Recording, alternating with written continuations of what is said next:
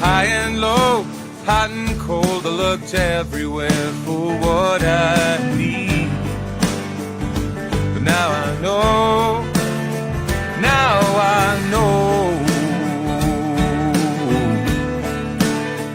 I'm going back to loving me. Welcome to SOS. I am your host, Jennifer Elizabeth Masters. Thank you for joining me tonight. Tonight's subject is the mother of all wounds, healing birth trauma. Everyone has birth trauma. If you had a mother, you will want to listen to the show. Healing the mother of all wounds, and specifically narcissistic mothers. And if your mother was or is narcissistic, you are likely an empath. And this show will help you no matter whether your mother has crossed, is he on the other side, or is still on the planet. Now, some of the issues related to narcissistic mothers cause serious challenges in all areas of our lives, but I am going to focus on relationships, difficulty with intimacy, maybe difficulty being touched, needing validation from the outside of ourselves. Ever had that? Not feeling good enough, low self-esteem, people-pleasing, perfectionism, depression, being overly emotional, and even health issues such as fibromyalgia, Epstein-Barr, autoimmune disorders, anxiety, even cancer. And I will talk about some other things too. So you might have had to be a bitch to be heard. That was me. I used to be one. I am now a reformed bitch. I am no longer a bitch. Narcissists are formed. Speaking of formed, narcissists are formed, not born. Narcissists have their own personal trauma that caused them to create a larger than life persona that is all about them. And what's so bad about being a narcissistic mother? Well, sadly, these women could not bond with their children, and they may try with all their might to love their family to the best of their ability, but in the end, it's all about them. They need to be in the limelight, the center of attention. They want to be adored and worshiped. Yes, narcissists tend to drain all the oxygen out of the room they occupy. And if you aren't serving them in some way, you're useless, and they will very quickly let you know how useless you are. For those that have experienced partners or husbands or wives that are narcissists, you may have had a narcissistic parent too. Now, this show is it's the first in a series of narcissists dealing with a narcissistic mother, narcissist relationships, and so on. So we keep attracting narcissists until we heal from the core of the issue, which is the time of our birth. And you know, it may be challenging for some to believe that we picked our mother when she was so difficult, but she was our first draft pick, you know, like with football. And she is the most important person in our lives, the one that teaches us all about love. And when you begin to put the puzzle pieces together, you'll soon discover that the reason you have attracted scam artists or narcissistic partners is due to this first touch with love. And we end up looking for love in all the wrong places. We feel that those that are like our mothers are like, coming home. And I'd like to do a little exercise, and this one it's from Barbara DeAngelis. She has done this one in several different books. So what I'd like you to do is grab a piece of paper and a pen. I'll wait. And if you want, get a glass of wine or champagne. And because before the end of the show, you're going to be celebrating that the source of pain and the cure is in reach. I will be taking phone calls live on the show. If you are able to call in, you have a question or a comment, I would love to welcome you here. The phone numbers are, and I'll have to double check with my producer because I often get these numbers wrong. I'm not good with numbers. 888-627-6008 or 323-744-4831. And I will repeat those numbers so that you'll have them: 888-627-6008.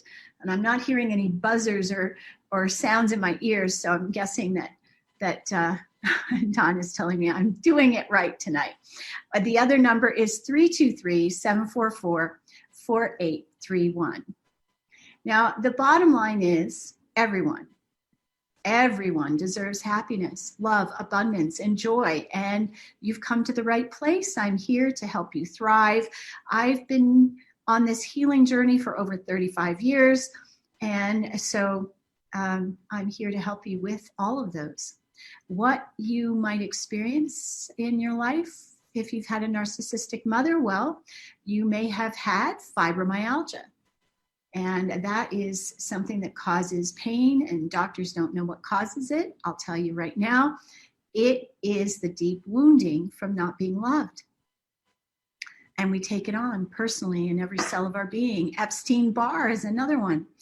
Or other autoimmune diseases, depression, anxiety, guilt, grief, shame, resentment, blame, shock, humiliation, feeling abandonment, not protected, feeling like a victim, victimization, not being able to forgive, and you may suffer from other abuses from other partners, low self-esteem, not feeling good enough, sinus infections, not being able to speak up for yourself, pneumonia, that is from old wounds that won't heal, rheumatoid arthritis, diabetes. Okay, rheumatoid arthritis. That is from deep criticism of authority, and we'll talk about criticism in a moment. Feeling put upon, you might have had diabetes, longing for what might have been, a great need to control, deep sorrow, and no sweetness in life.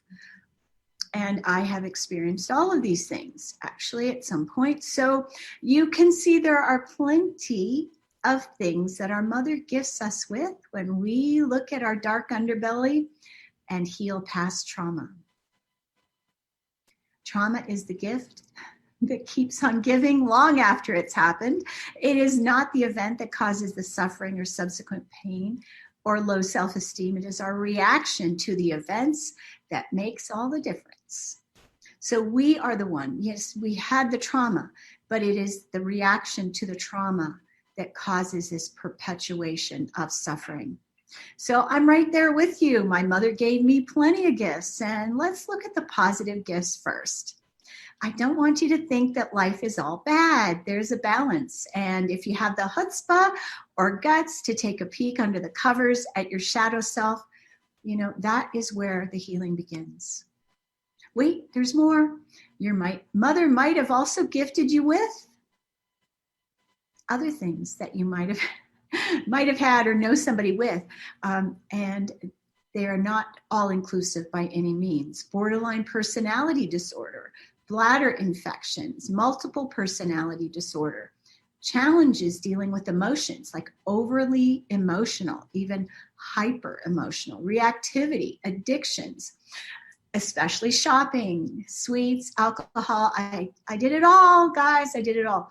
And yeah, you can read my memoir. All addictions come from the same place, the rejection of the self. And you see this smile on my face. This is a happy camper. So I want to give you hope that you can heal all of these things. You know, I healed all of those things. So how do we heal addictions? We have to love ourselves. And I'm giving you the main course first and then dessert after. And, you know, sometimes it's good to eat dessert first. Oh, let's have dessert. So I am sharing this with you. And at the end, I'm going to be eating my piece of cherry pie. No whipped cream today, but let's eat dessert first. So some of our mothers compensated for what was lacking by baking.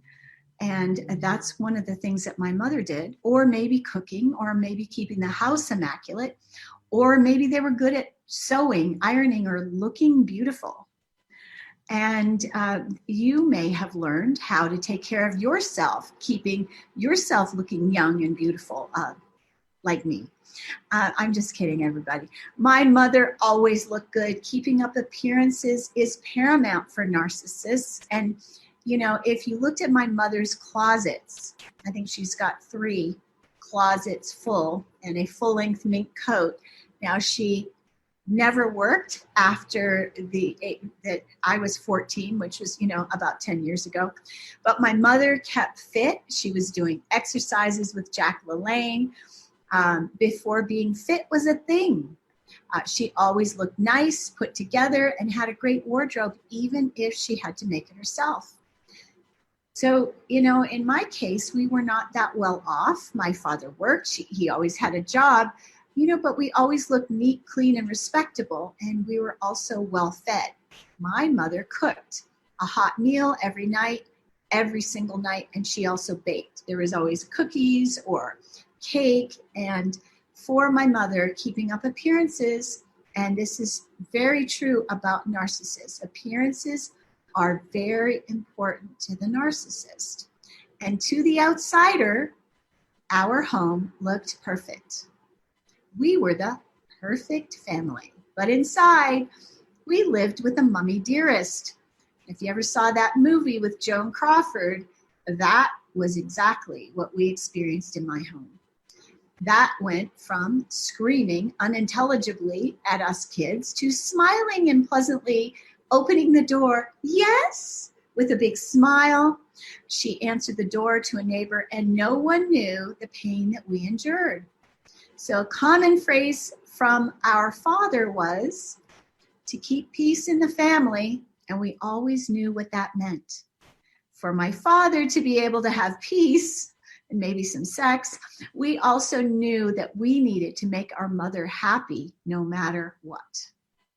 So from not being able to go out with friends to breaking up with boyfriends she didn't approve of, for me, not my brothers. Yes, her power was mighty, and her control heftier. Narcissists control with manipulation and a heaping side, steaming, hot, fresh guilt. Narcissists expect others to make them happy. And for children of a narcissist, what that means is that we become the parent. We act like our mother's mother.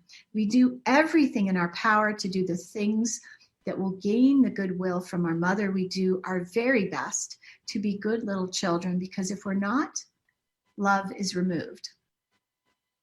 So love for a narcissist is conditional. It only happens when they're happy. They only give love when we do their bidding or please them in some way. So what does a narcissist thrive on? Being worshipped, being praised, told how great they look, how smart they are, how talented they are, what a great cook they are, how wonderful they look. Did I say that already? How wonderful they look, how young they look, how attractive they are, how great their taste in clothes is, how great their cookies taste, speaking of taste, how great the wallpaper looks that they hung. You get the picture. No matter whether you're a Donald Trump fan or not, you can see the evidence of his cabinet and their response.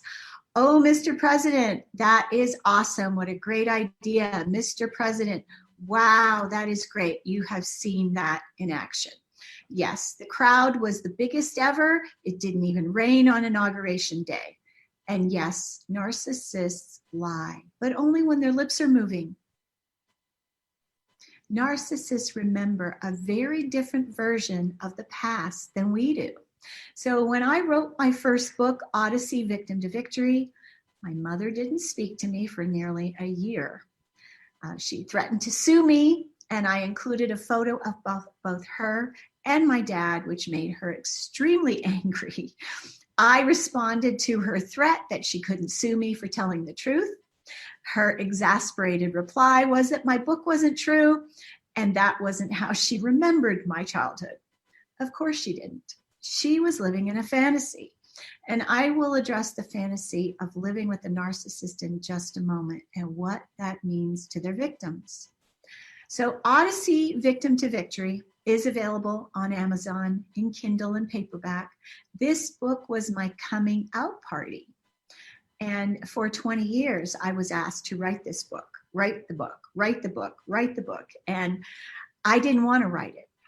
I asked my guides, can I wait until my mother dies? And I was told, no. I had to write Odyssey, Victim to Victory, before she died. There was a reason for it.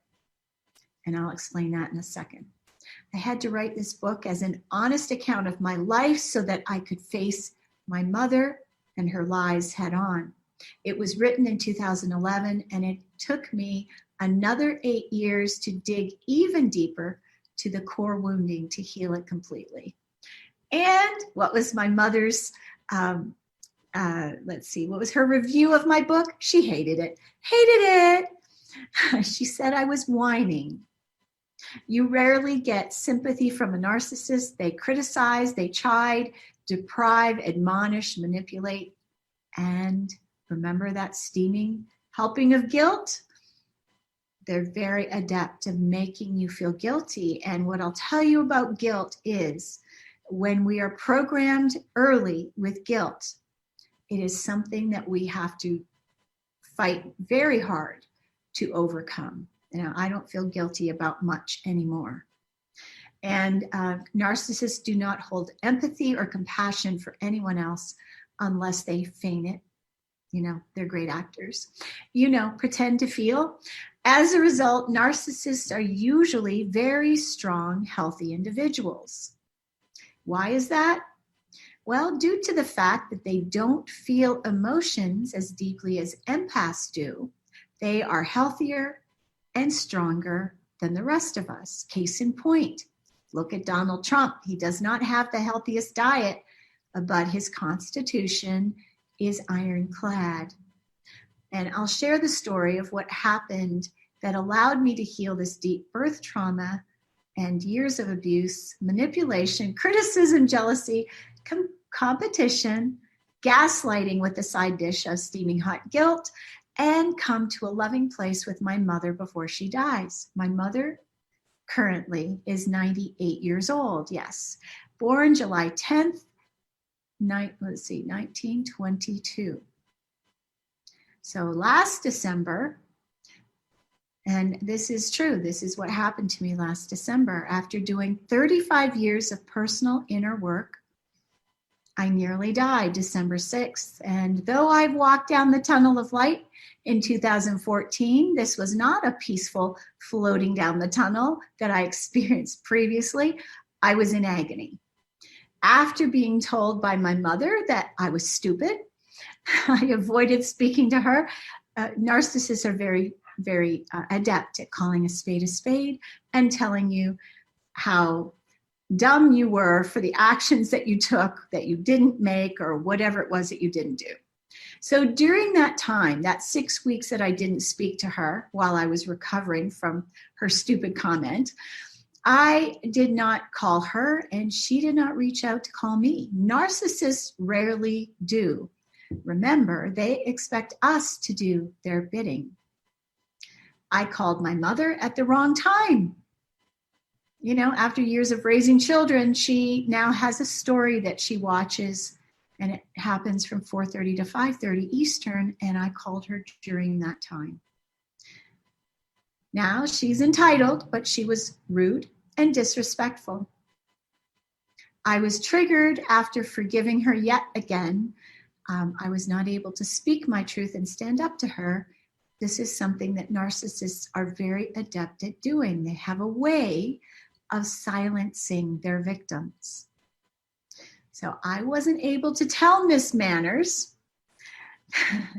She's so focused on others' rudeness, it was perfectly fine for her to be rude to me. I was pissed. I began watching a movie after I hung up, and she returned my call, twice as a matter of fact. Without answering the phone, I said to no one, "Fuck you, Mom." Not ladylike. I'm not proud of it, but it's true. I was pissed. "I'm busy now," I said to no one. And she called back again, left me a lovely message that I didn't listen to until weeks later. And again, I said, "You were too busy to talk to me, and now I'm too busy to talk to you." And I should have punched a pillow. I should have done some cathartic screaming. I should have vented. I should have cleared myself. I could have, but I didn't. I was too angry to do so. And the result of all this unvented anger, what did I do? I stuffed it. I sucked it up. I forgave her yet again. My mother's harsh criticism was nothing new. Even when she read Orgasm for Life, it was the best thing I have ever written, she said. And then, why did I have to focus so much on sex? Get over it, Jennifer, she would tell me. And yet I would often hear her story of woe. Being an orphan, I never told her to get over it, nor would I.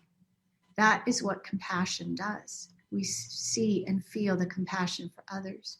So after I did not answer the phone, and I obviously sucked up with this anger, I had a sinus infection within 24 hours, a virulent sinus infection. A sinus infection is caused by a deep irritation to one person, angry words left unspoken, someone close. I wonder who. 24 hours later, I had a full-blown case of pneumonia. I was sick as a dog. I couldn't breathe. I nearly died December 6th. Pneumonia is about old wounds that won't heal. How appropriate. Pneumonia gave me a tremendous gift.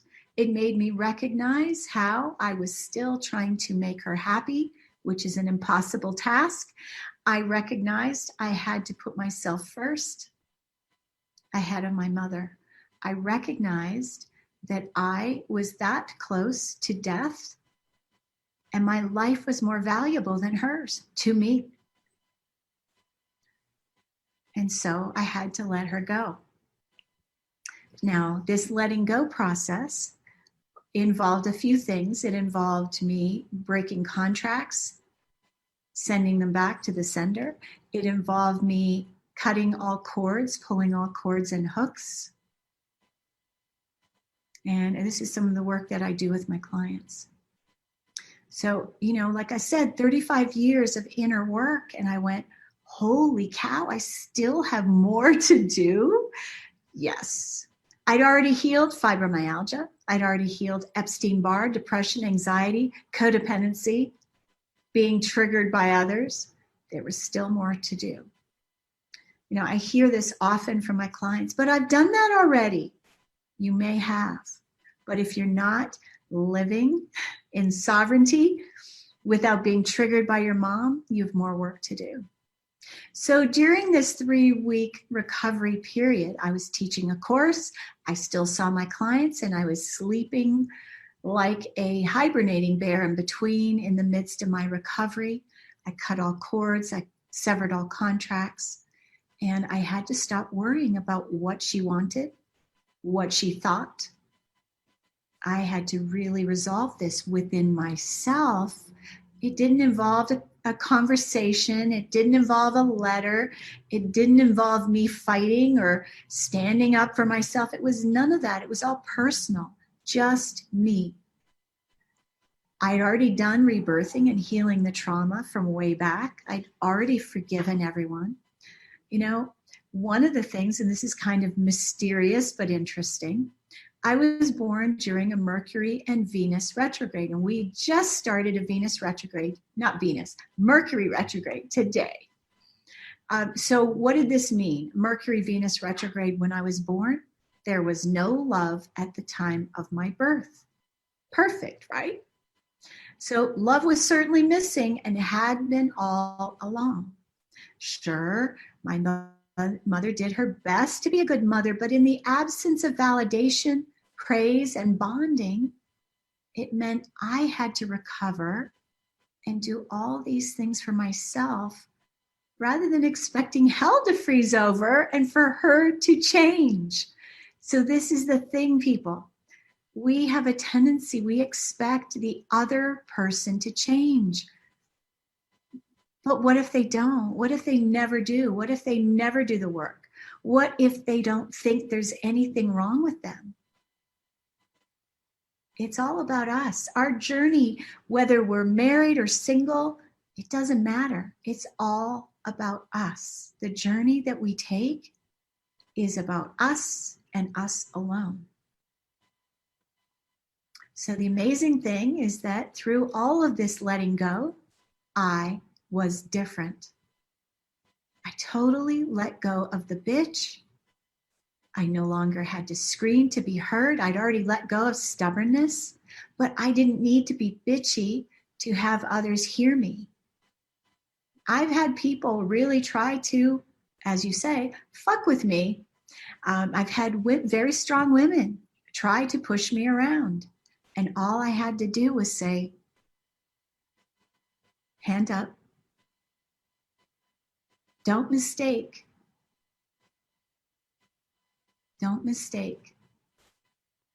the way I am for weakness. Don't mistake my compassion, my loving spirit for weakness, because that would be folly. Don't fuck with me. I am unfuckwithable. Man, woman, child, beast, cat, I don't care. It's good to be unfuckwithable. It's good. So I no longer had to scream to be heard. I didn't need to be bitchy to have others hear me. I could speak quietly but firmly. And in some cases, it just involved a look. The look. That's all it was needed. My clients could feel the difference. They were asking me, what did you do? I looked different. I began to own my power, my beauty, my sexuality in a very different way. People noticed that I looked different. And when I worked with clients, they found the work much more powerful, deeper, more profound. My guidance and visions came through more strongly with each client. I stopped expecting anything from anyone. I no longer needed validation from outside of me. I was completely whole and sovereign. So December 2019 marked the death of the old me and the rebirth of the new me, I'm happy to say. So coming that close to death was very profound. And I suppose that it needed to happen for me because it was either that or hell was going to freeze over, and I didn't think that was going to happen. So I'm doing this rebirthing for many that want to heal their mother of all wounds. So what's interesting and remarkable is that above all, my relationship with my mother shifted.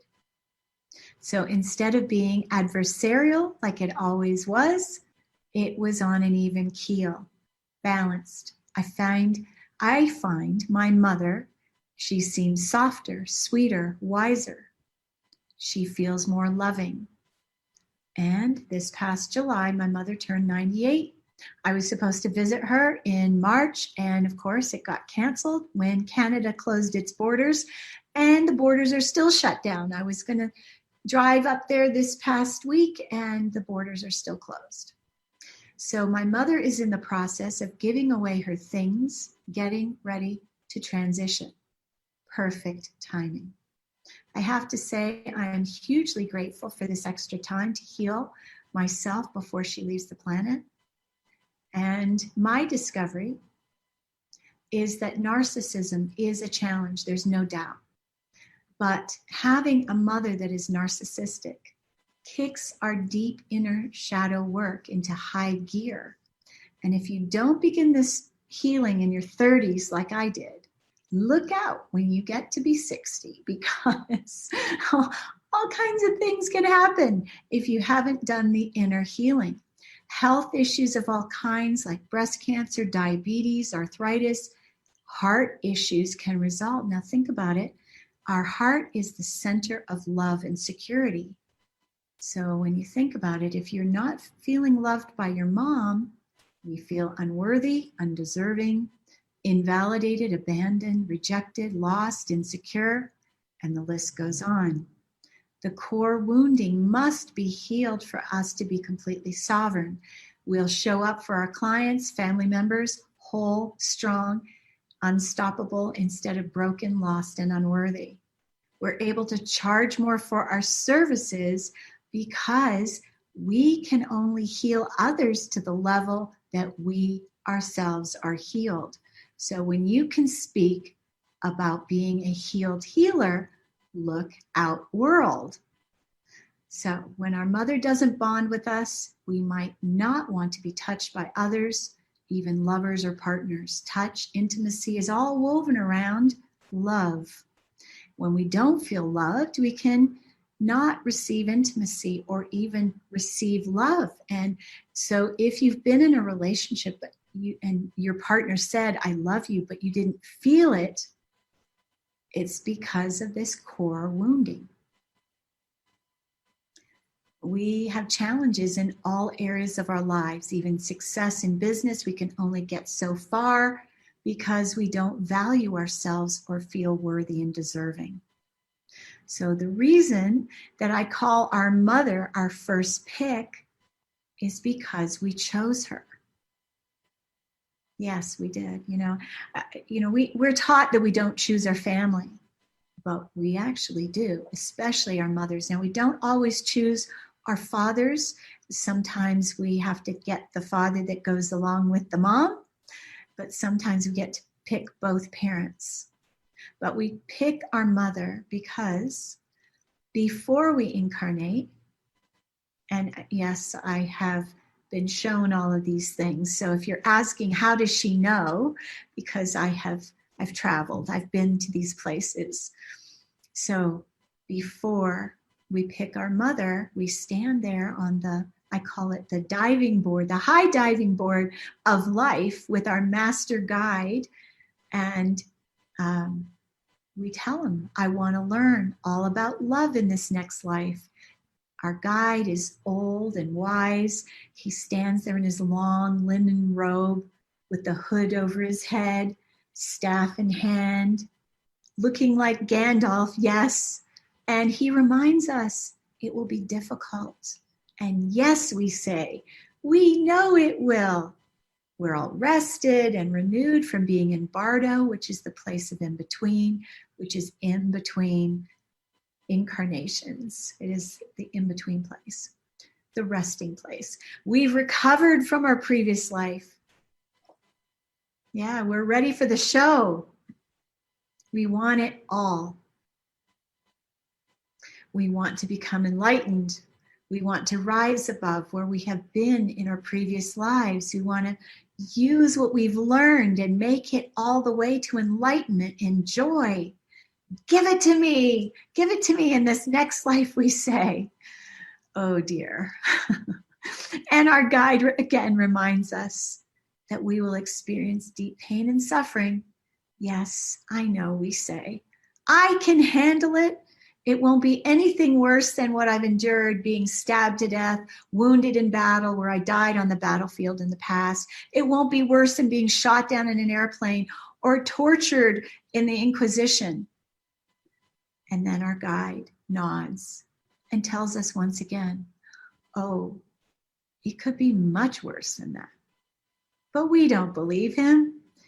We take our dive off the high board, diving into that new body in the womb at 5 months and during the 9 months in utero. We are in and out of the fetus until towards the end when we remain waiting to be born. And then in the birth canal, we recognize the truth. We get a glimpse of the pain, not being wanted, not being the right sex, being born a girl when our mother wanted a boy. And we, for the first time, we get to feel the deep pain and anguish of what it means to feel and be completely unloved, unaccepted, and abandoned emotionally. We hold our hands up, we claw at the inside of the birth canal. No, I don't want to be born. The pain is worse than anything we've ever experienced before. We are tortured day in and day out. We attempt to make our mothers happy. And when we do not, she takes her love away. She shames us.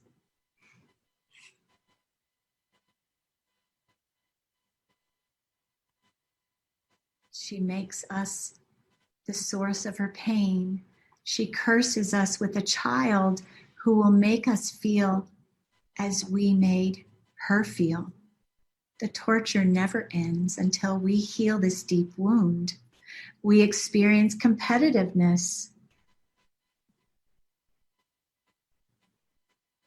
She plots and triangulates with our siblings and friends. Our mother doesn't go to bat for us when we complain. Mom, the kids down the road, the kids at school, they bullied me. And our mom blames us instead for what happens to us. You must have asked for it. Instead of getting sympathy, we receive blame. We're put in harm's way repeatedly and blamed for telling our secrets to the world. We don't know which way to turn, as we must be loved by our mother. Others are meant to love us, aren't they? We live in a fantasy, making up stories about our perfect family. We might disassociate to cope, or perhaps create subpersonalities. Between the manipulation and the guilt, we feel shattered, broken, lost. We don't even know who we are. We may be codependent in the extreme, bonding, attempting to clutch on to whoever will let us in. Friendships and relationships become our sanctuary. We try to fix everyone we come in touch with. We must have someone near us for fear of being alone with ourselves. We are so filled with self-hatred, continuing to torture ourselves with perfectionism and people-pleasing, learned at the hand of our mothers. Healing ourselves becomes our mission. We might want to fix everyone we meet or have relationships with others, looking for someone to fill that void.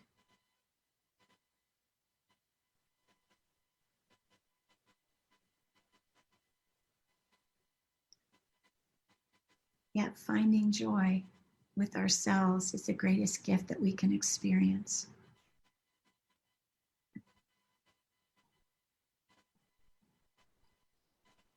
It is my great joy to help you get there. You know, it is likely that our mothers were molested. They had a core wounding. Narcissists are made, not born.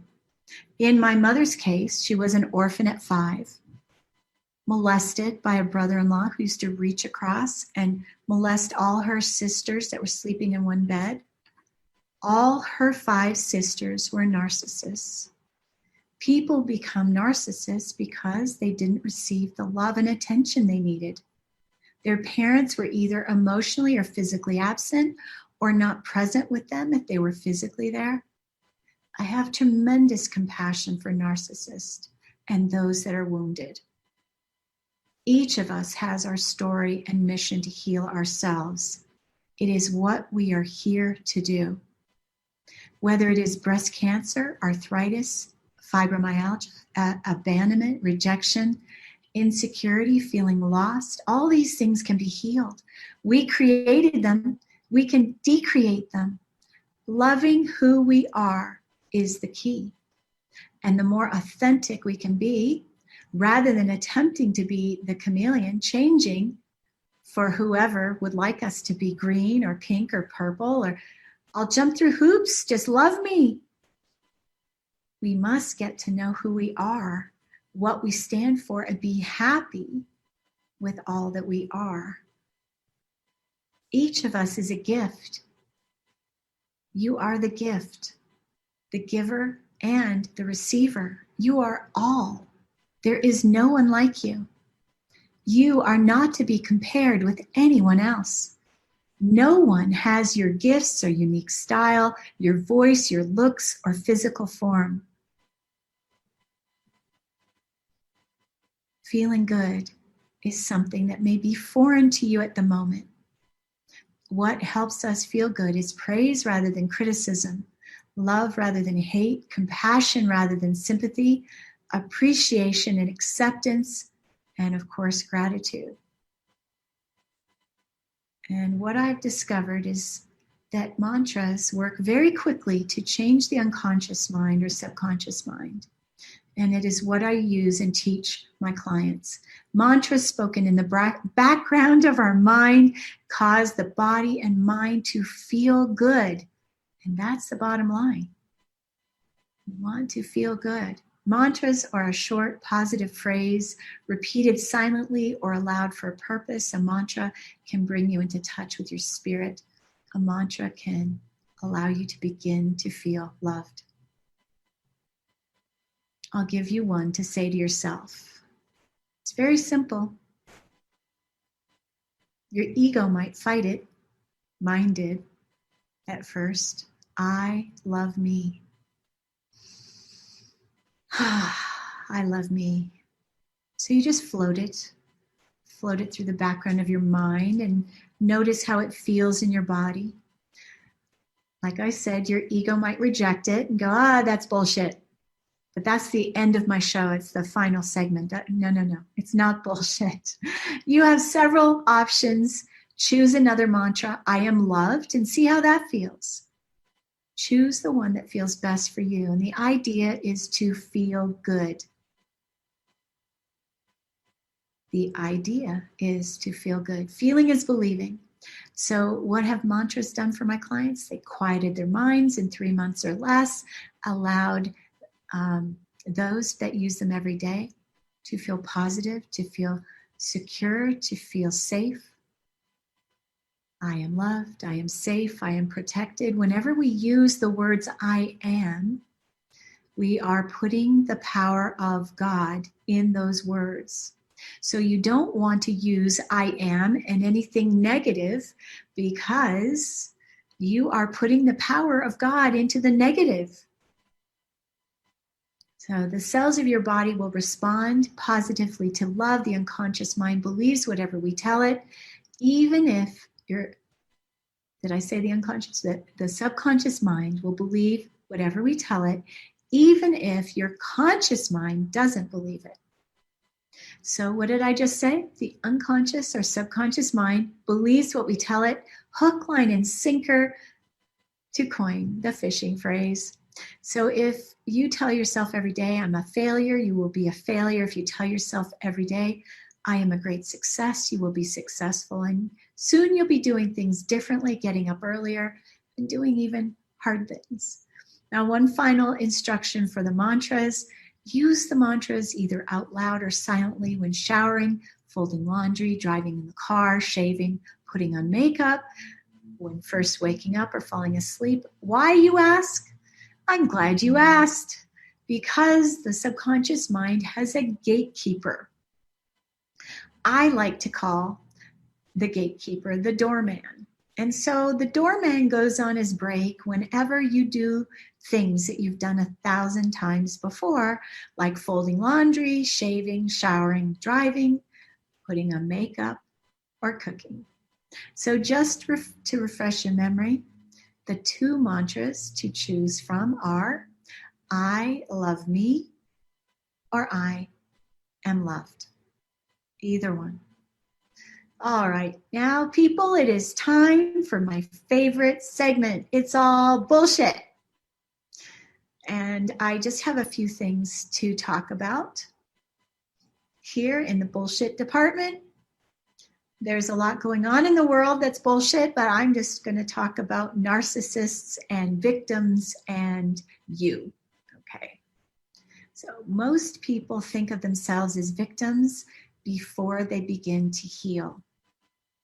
I did for the longest time. I kept telling everyone that would listen my story of woe.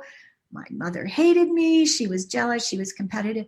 But we have to stop telling that story of woe. None of us are victims. Feeling like a victim causes us to attract, and I can speak from experience because this is so, it is true. We attract more victimization because that feeling is what we hold in our body. It is the resonance that we have. It's in our auric field. And so whatever we hold in our auric field is what we attract to us. Victimization is the first stage of waking up. It doesn't last forever, which is the good news.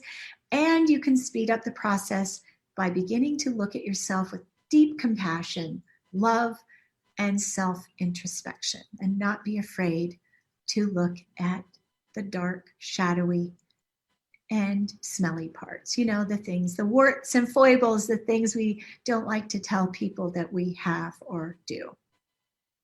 All right, so the second part of It's All Bullshit is, what kind of God would do this to me? Oh, well, God didn't do it to you. You chose this path. You may not remember choosing it, but you did. I assure you, you did. You picked it. You picked your mom. She was your first draft pick. Hallelujah. You are probably an empath. And we chose this difficult path because we're healers. We're warriors of light. We're here to make a huge impact on the earth. We cannot understand others' pain unless we experience it also. And I have experienced a lot of it in various and sundry forms. And I have found that it's made me a really dynamic healer because of all the things that I've experienced. I'm very non-judgmental. All right, the third part of It's All Bullshit. Life is a shit show. Well, it may be when you're a victim because you're drawing to you more victimization. But life becomes better when we begin to heal. And once we become okay with whatever's going on around us and in our lives, we stop being so triggered by events and our emotions stop running the show. Healing our emotions, allowing ourselves to feel them fully instead of running away from them, helps tremendously. And here, oh wait, I have one more bullshit. Oh, it's easy for you, Jennifer. Why? Why is it easy for me? Life has not been easy for me. Read my book. Go get it. Not Orgasm for Life. That was a good one. Odyssey, Victim to Victory is the story of my life and my awakening, coming to the light, moving out of that shit show into victory. I suffered greatly for the first 30 or 40 years of my life. My relationships were messy because I was a mess.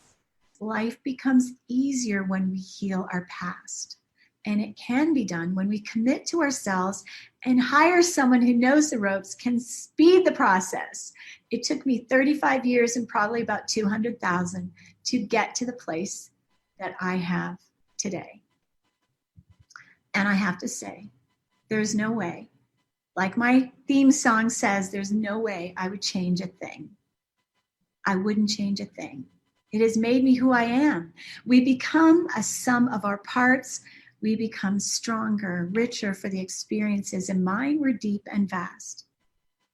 And today, people tell me that I'm one of the most fascinating people they've ever met because of the experiences I've had. And I'll take that. And I'm back to loving me.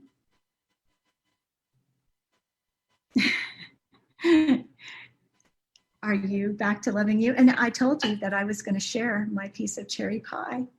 You know, life doesn't have to be a bitch.